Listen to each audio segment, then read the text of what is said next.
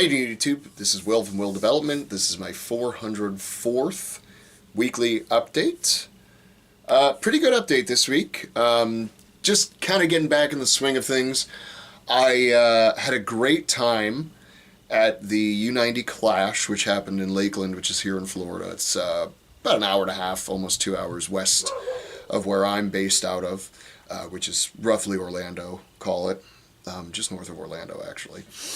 And had a great time out there. Hung out with my friend CJ Pierce, who actually ended up winning the show, which is super exciting for me because now I get to say I'm friends with both you under 90 kilo world champions, because that is a world class and a world. It's a world class show that he won, and then I'm also friends with Nikolai Myers, Uncle Nick on Instagram. I'm friends with him too, and obviously he won OSG last year, so I'm friends with both of those guys, which is a really cool feeling. And actually ended up hanging out with CJ for most of the weekend, as well as Marshall. Oh, I can't remember his last name, but he was unfortunately injured going into the show, and then just had a really rough time. And then our local guy, Brett Fain, I believe he got tied for 6th at the show, which is It's actually a really good showing. Again, this is, some of the best guys in the world. And to still come middle of the pack like that, especially when he weighed in under 200 pounds. So, that was really good for him. And he definitely showed up on a few of the events. Podiumed, I think, one of the events, or maybe even 2 of the events. So, he did a really good job, and really represented the state well, I believe. So I was happy to be at the show and witness it live. It was a lot of fun. God, it was under 2 hours. They had all the events done, which is awesome. And honestly, the way it should be when you've only got 10 people, it shouldn't take that long. So that was really good, really efficiently, and a well-run show in that regard.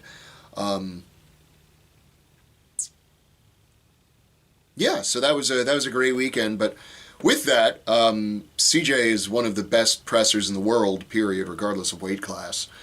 And, we were talking, and obviously the press is one of my biggest problem areas. And I've always taken advice from this person and that person about pressing. That's how I've sort of come to program my own pressing. And, I got some progress here, some progress there. I've been stuck in a certain spot for a while now. But I really feel like I'm getting to that point where, hey, something's about to break through, and you're going to be, moving those numbers up finally to where they need to be. The same thing happened with my deadlift. It was stuck in a certain spot for a really long time, and then all of a sudden I just broke through that plateau one day, and then the numbers flew up, by a lot. I think my max increased by like, let's see, it was 400, went to 450, stuck there for a while, and then up to 500 in a matter of a few months. That's like 10% or so it went up by, give or take. More like 11, probably like 11% it just jumped up by, which is a really good jump. It was stuck at a certain spot, went up 11% in a matter of a few months. That was great. Looking to get similar results with the press, but like I said, CJ, I was hanging out with him most of the weekend, and he's actually had a pressing program he was selling and stuff like that, and he ended up just sending the thing to me, which is awesome. So with that, I'm like, okay, I had programming written out, but you know what I'm going to do? I'm going to just change all of it and just try out his thing, because his is only 8 weeks, so, even if I absolutely hate it, which I doubt, because it's vaguely different from what I've been doing.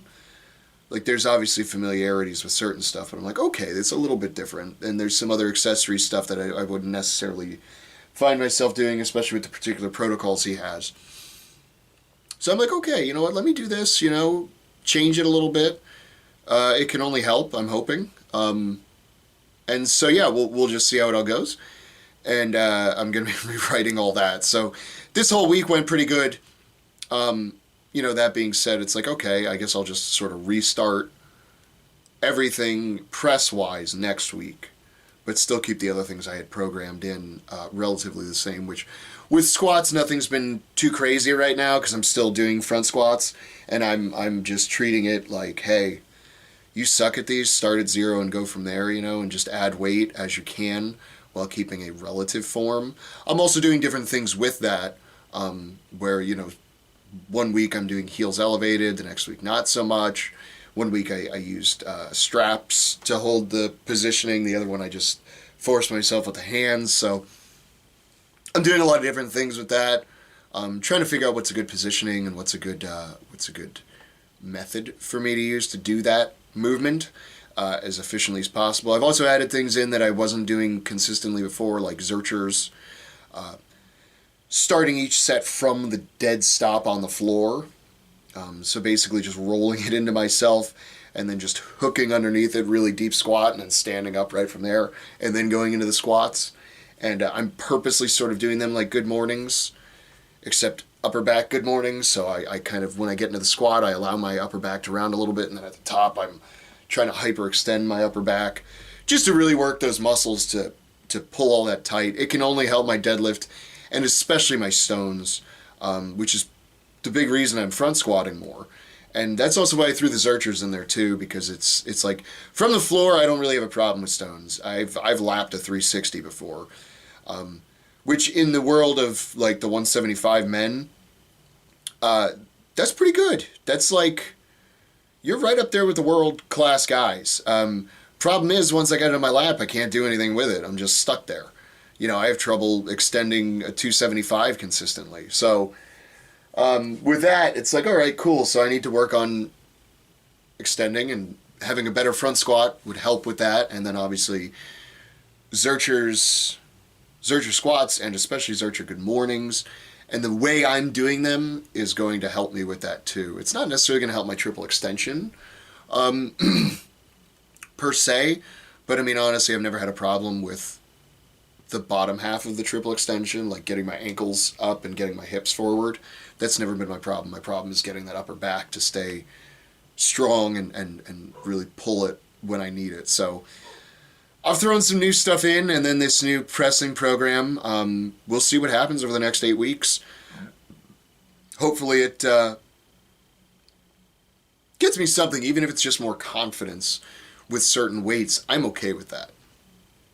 Because if I could have, I did some axle clean and press earlier, last week, I think. And when I did them from the floor, honestly, it didn't feel that bad in my hands, doing just like 170, which it shouldn't. But I would, if I can get into into a realm where 200 in my hands doesn't feel like a lot, and doing 200 for like sets of 3, that would be phenomenal for me. And from the floor, clean everything, clean and press it, 200. That's how kind of, I don't know what the right word is. Desperate's not right, but low standard isn't right either. But that's where I'm at with it, where it's just like, man, if I could just get to there, I would be happy, because that means I would have gone somewhere finally. So looking forward to starting that next week and making my press suck less. Like I said, there's some good little accessories that I have done before in the past. It's nothing revolutionary. It's just like it's dips and stuff, but I don't do those often. And I'm like, well, he and I have very similar kind of mechanics.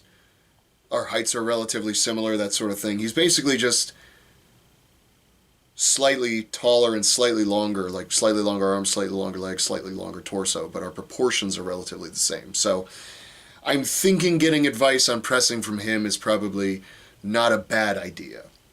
So yeah, we'll see. Deadlift also is coming up, so running through the program, had a really tough deadlift session, and but I got through it, and which is more than I could say for the last cycle I did on deadlifts. I had to kind of modify it and quit halfway through, so I was happy to be able to sort of push myself and get through those last couple reps.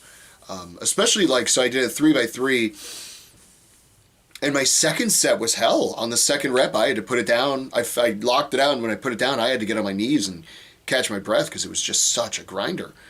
Took the same amount of time off, the same amount of rest in between that set and the third set.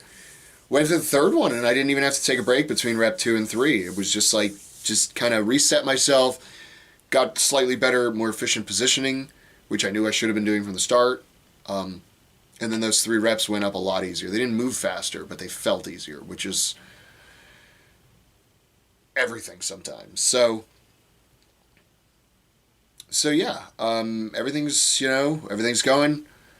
Right now, plan is still get to Florida's and, finally show what I'm capable of. And if I can get this press anywhere near respectable in that time frame, then I'll definitely have a hell of a shot. Because my press is definitely my weakest thing. Deadlift I can kind of squeeze out and fake and get my way through depending on what kind of deadlift it is. Odds of me zeroing it completely are pretty low. But yeah, that press, man, I've zeroed more presses in comp than I've gotten one at. So it would be really nice to go to arguably the heaviest show in the state and not zero the press at the very least. Be nice to podium the press is what it would be really nice. But right now I'm apprehensively excited about it, and we'll see. We'll just see how this next 8 weeks goes with it, and you'll be along for the journey. So yeah, God, I don't really know if there's a huge lesson this week. Just stick with it, man. I mean, that's probably, I've probably said that lesson 100 times at this point, but it's a good one. If you just stick with it long enough, you'll just accidentally get certain ways. You know what I mean? Like, you could do everything wrong for 15 years, and you will just accidentally your way to at least, I'd say, a 450 deadlift, doing everything wrong, regardless of body weight, honestly. Just with consistency. Consistency is going to beat everything. So just stick with it. Like I said, my deadlift went up like 10%, once I broke that plateau. And now, I'm looking forward to my press plateau finally getting broken through and me actually being considered a decent presser. It'll be a lovely day. I'm trying to get more athletic too. I'm working a lot more on my explosiveness, which is something I've neglected in the past, and I know it. I'm even working on split jerks, which is very exciting. They're weird and awkward, but I can see how they're beneficial. We'll put it that way. So nothing wrong with going back to the lab and redoing things and just kind of starting from zero, much like I did with my squats. Hell, and my front squats now. So yeah, keep that in mind. Just stick with it and don't be afraid to sort of just wipe the table and start from scratch. Sometimes that's what you need to do. If you're afraid to do that, then what's your excuse?